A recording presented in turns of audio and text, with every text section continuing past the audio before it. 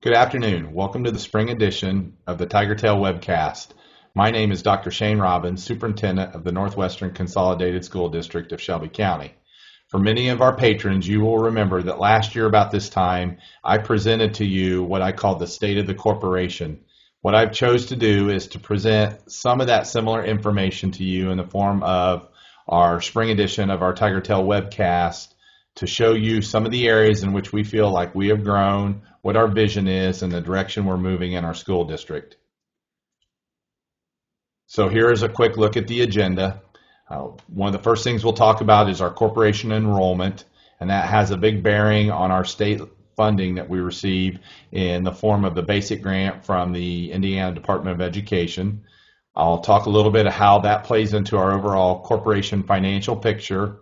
We will discuss student achievement in terms of the A to F grading system at the building level and at the district level, and we will conclude talking a little bit about our continued technology initiatives in the district and where we are with a brief snapshot of the 21st century classroom at Triton Central.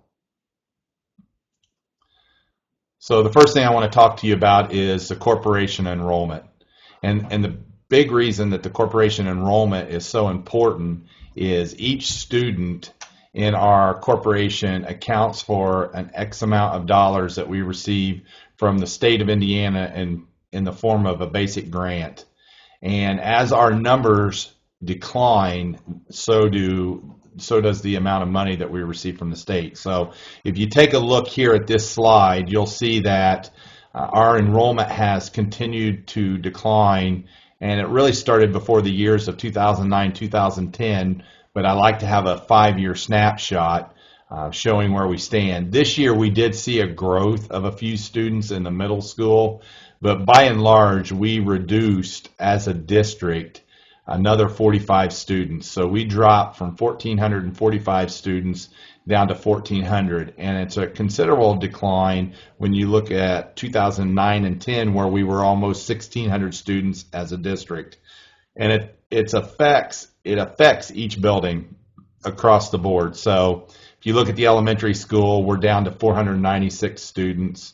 Again, we did climb 3 students in the middle school, but still we're down from 505 in 2009 and 10, and we're down to 448 students, down from 509 students in 2009 and 10. If you take a look at that, you can see that we are on a steady decline. Now, again, the reason for our concern over this is the decline directly impacts our financial solvency. A majority of our general fund is received from the state, like I stated earlier, in the form of our basic grant, and it weighs heavily on the number of students in our district. There are other forms of money that we receive in the basic grant from the state, such as academic honors diploma students that weigh into that basic grant, but by and large, a majority of that is based on the number of students you have in your district. So here, let's take a look at our corporation finances as a whole. And again, I want to give you just a quick history on how some of this funding works, because when you talk about being in a state of deficit financing, yet you see construction projects that are still taking place on the campus, one would equate why that is still occurring. And the biggest reason is there are 5 funds that we work out of as a school district. We work out of the general fund, which is raised by state taxes, and then there are 4 local funds that generate tax dollars for us, and that is in the form of the debt service fund, which pays back loans that we have on our school buildings, the capital projects fund, which is monies raised by local taxes that allow us to maintenance and maintain our buildings and our parking lots, the transportation fund, which allows us to maintain our busing and all the vehicles that are associated with that, and then our bus replacement fund, which does purchase our school buses themselves. Again, the biggest amount of money we spend, we have roughly about a $13 million budget, and over $9 million of that is in the form of the general fund. If you take a look here, you can see that for the last 3 out of the last 5 years, our expenditures have outpaced our revenue, therefore putting us in a deficit mode. And we have dropped in terms of our overall surplus from roughly about $1.6 million down to $1.1 million as it stands February 1st. Not a crisis mode, but definitely something that we need to keep our eye on. And I'm going to show you here in this next slide. The main reason being is 66% of our general fund expenses are for salaries and salary related benefits. We have a few expenses that are for insurance and retirees, and then we also have a small portion of our general fund that accounts for our utility expenses, our gas, our fuel oil, and our electric bills. But by and large, a majority of our general fund expenses take care of all the salaries and benefits for the employees that work in the district. The next piece I want to talk to you about is student achievement, the A to F grading system. That is our primary focus in the district, achieving excellence one student at a time. And on this next slide, and if some of you attended the State of the Corporation address that I gave last year, I tried to explain the A to F grading system. I will tell you that is under review right now. There's a panel of 17 individuals in the state of Indiana that is evaluating the A to F grading system and making recommendations to the State Board of Education to improve that. I am fortunate enough to be one of those individuals on that panel, so I have pretty good insight into obviously how our schools are graded. But again, back in 1999, when Public Law 221 was enacted, there are 5 levels that schools are graded. And if you apply a letter grade to them, A, B, C, D, and F, A is exemplary, B is commendable, C is academic progress, D is academic watch, and then F is academic probation. And then there's a rubric for grades 3 through 8 and buildings 3 through 8, and then the high school that take into consideration standardized testing to apply those grades to our schools and our buildings. So if you take a look at the next slide here, here's how the high school is graded. It's basically graded on 4 different categories: performance, improvement, graduation rate, and college and career readiness. The performance portion is for the English 10 ECA and the Algebra 1 ECA test. And then you also have an improvement matrix that looks at how well did our students improve in comparison to how they performed on the 8th grade language arts I-STEP test and the English 10 ECA, and how well did they improve on the 8th grade math I-STEP test and the Algebra 1 ECA. The other piece of that is they take a look at a school's graduation rate. So what percentage of our students are graduating in 4 years and on time? And then the final component of their rubric is what's called college and career readiness. And in order to receive credit in the CCR category, students have to do one of the following. They have to have a passing score on an AP exam. They have to have a passing score on an International Baccalaureate exam, of which we don't offer at Triton Central. They have to have at least 3 college credits, or they have to have a passing score on an approved industry certification. So it could be as a welder, it could be as a nursing assistant, it could be as a plumber, but some type of industry certification that's recognized by the state. Now, in terms of the rubric for the middle school, it is based on performance and improvement in grades 3 through 8 on the English I-STEP and the math I-STEP. It's based on growth as compared to themselves in that category on what would be typical growth in those categories, and then participation. If a school's score a school's score will be lowered if too many of their students are not tested. So it keeps a student or keeps a school district in line to ensure they're encouraging as close to 100% participation as possible to ensure that we're getting an accurate measure of all of our students in our district. So with that said, how is Triton Central doing? What are our grades? Well, again, if you go back and let's just start out with each building, and I'm going to go over these slides with you. If you look at the elementary school, in 2009 they were a B, 2010 they were a B, 2011-12 they were a B, and this most recent year, again, they were awarded a B. One of the things that we think we're able to do is to address some of those students that are what we consider to be bubble kids, and we're also more prepared to provide targeted interventions to our students that we think are going to lift that elementary into the exemplary category. Last year, I can tell you, in looking at their data, they were 1.6 students from being exemplary. So really, really close. And I know that staff is really focused on what they can do to continue to show high growth with that population of kids in their building. The middle school has been a little bit up and down, but they were an A in 2009, they were a B in 2010-11, they were a C in 2011 and 12, and this most recent year they received the grade of A exemplary. So very proud of their efforts and the things they're doing in that building. The high school, pretty remarkable. They've gone from an F to a D to a B to this most recent year, 12-13, to being awarded A exemplary. And then the district as a whole was a D in 9-10. They were a C in 10-11. They were a C again in 11 and 12. And we were a B, commendable this most recent year. And again, just a couple students shy of being A exemplary.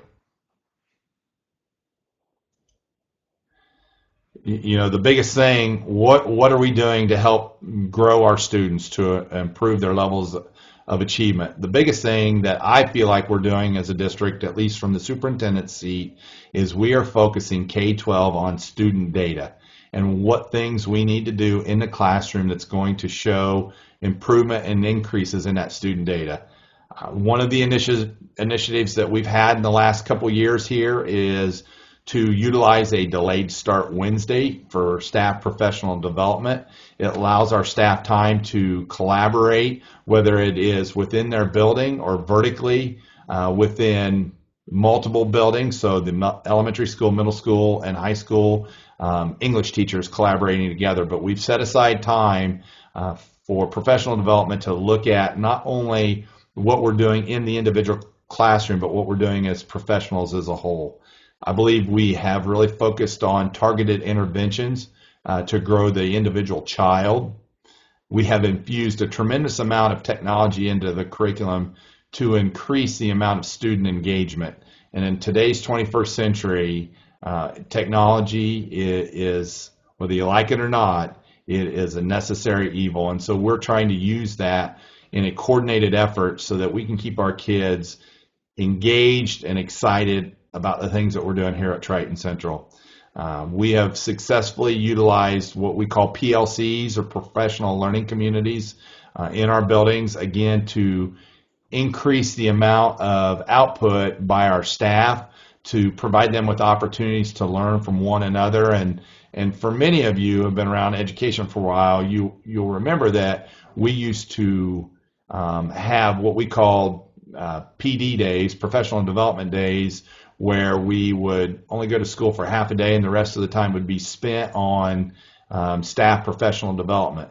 Well, that's been eliminated by the state, and so we've had to be creative in the ways that we offer that necessary professional development to our staff, and the use of PLCs is just one way of doing that. And then the other thing I'm really excited about, and that's in all three buildings, we have done a really wonderful job of celebrating the successes that we are achieving within our buildings and within each individual student.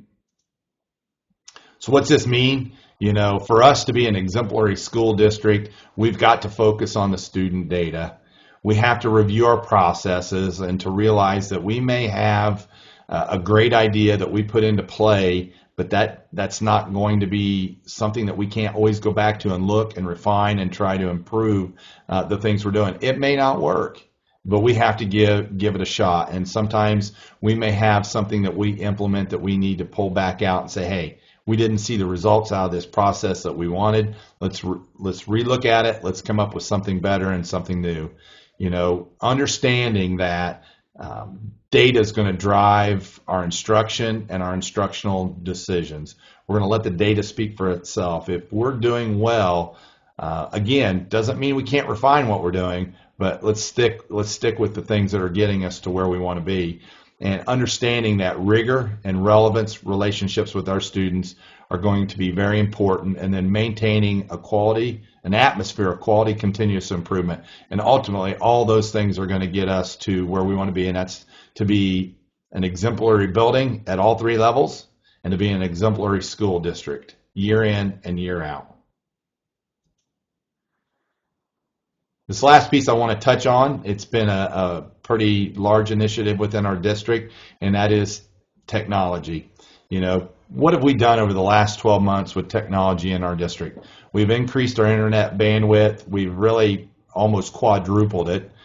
We've completed the wireless project down at the middle school, so now all three of our buildings are completely wireless, and our outdoor athletic facility that we just built about a year ago even has wireless access as well. We've upgraded the network infrastructure at the middle school so that it could handle all the extra devices that we're going to be put into play when we brought in the Google Chromebooks this year. We have implemented over 600 managed iPads and 20 Apple TVs at the elementary school. And again, over 1,000 Google Chromebooks were issued to students in grades 5 through 12. We upgraded all teacher machines and labs to the new Microsoft platform.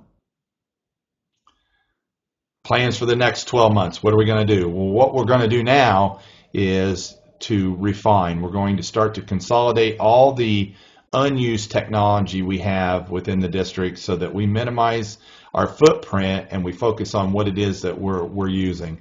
We're going to continue to provide educational opportunities for our faculty and students on the technology that we have in place so that they can get the most advantageous use out of it. We're going to monitor and research what applications and hardware are effective in the classroom, and our teachers play a big part in that, and honestly, so do our students. The students are going to bring us ideas and things that they may want to see. It may be wise for us to pursue those. Financially, it might not be wise, but as long as we're staying within the platform that we have in place in those buildings, we'll give each one of them a serious look and consideration. And then we're going to start to replace all the audio-visual technology needs that are evident in several of our classrooms. That piece of this will not happen in the next 12 months. It's going to take a little bit of time, but we do have a plan in place in which to keep those systems upgraded so that we have very little downtime with breaks and repairs. That's a quick summary of the things that we're doing in the district. I invite you to visit our website. Here are several links for you to go to if you want to go to the corporation site or the building level site. I know all of our schools are using Facebook pages and social media to try to maximize the exposure of the things we're doing. But again, couldn't be prouder of the efforts of our students, our staff. I think we're making great progress. I think the facilities are starting to take shape.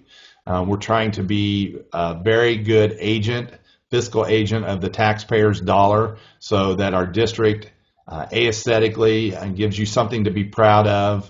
At the same time, understanding that student growth, student achievement, and having students that are leaving our doors ready for that next phase of life is our ultimate goal. And I think if you look at our grades of our individual buildings and our district as a whole, we will continue to focus on those, and I think we're making progress towards ultimately what we're trying to achieve here as a district. So with that, I'm going to end this quarter's presentation with a video of our students in action in our classrooms in a 21st century classroom.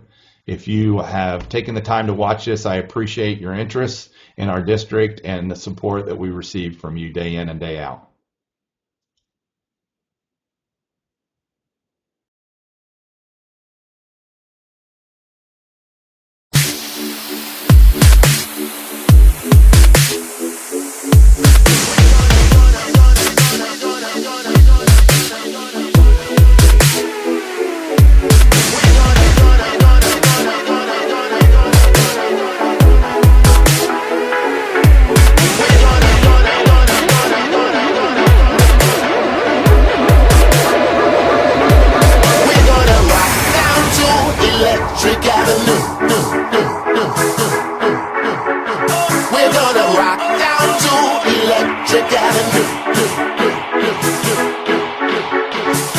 gonna rock down to Electric Avenue.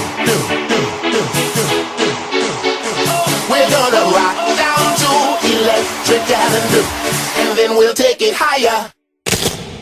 We're gonna rock, rock, rock, rock, rock, rock, rock. We're gonna rock, rock, rock, rock, rock, rock. We're gonna rock down to rock, rock, rock, rock. We're gonna rock, and then we'll take it higher.